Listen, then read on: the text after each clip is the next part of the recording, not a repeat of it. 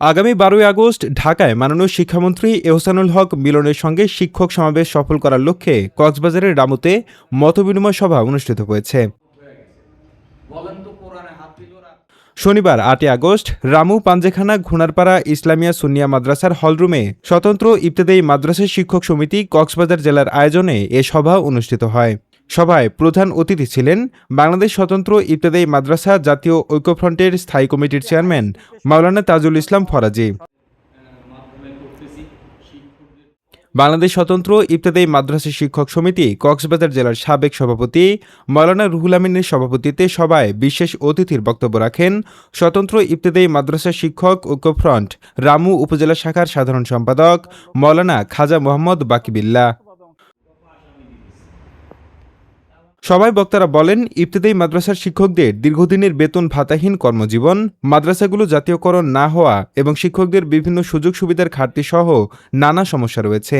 আগামী 12 আগস্টের সমাবেশে এসব বিষয় শিক্ষামন্ত্রীর কাছে তুলে ধরে সমাধানের জন্য কার্যকর উদ্যোগ নেওয়া হবে। যদি হাই স্কুলকে সহযোগিতার জন্য সরকারি প্রাইমারির প্রয়োজন হয়, এক একটা হাই স্কুলের পিছনে 5-7টা প্রাইমারি যোগান দিতে পারে, তাইলে একই আইনে চলিত এই দাখিল আলিম মাদ্রাসাগুলোর জন্য সহযোগিতায় ছাত্রের প্রয়োজন হলে ইবতেদায়ী মাদ্রাসার প্রয়োজন। সেই ইবতেদায়ী মাদ্রাসা আমরা প্রথম শ্রেণী থেকে পঞ্চম শ্রেণী পর্যন্ত আমরা পড়ালেখায় করি, এই ছাত্রগুলো দাখিল মাদ্রাসা আলিম মাদ্রাসায় চলে যায়। আজকে আমরা এই দাবিটাকে বাস্তবায়ন করার জন্য আমরা আজকে এই শিক্ষক সমাবেশের আয়োজন করতেছি আগামী 12 তারিখে।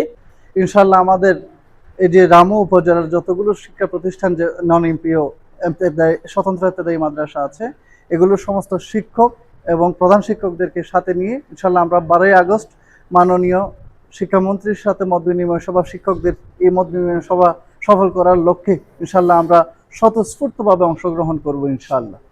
এ সময় তারা আরও বলেন, ইবতেদায়ী মাদ্রাসার শিক্ষকরা দীর্ঘদিন ধরে নানা প্রতিকূলতার মধ্য দিয়ে শিক্ষা কার্যক্রম পরিচালনা করে আসছেন। শিক্ষকদের ন্যায্য অধিকার ও মাদ্রাসা শিক্ষার উন্নয়নে ঐক্যবদ্ধভাবে কাজ করতে হবে।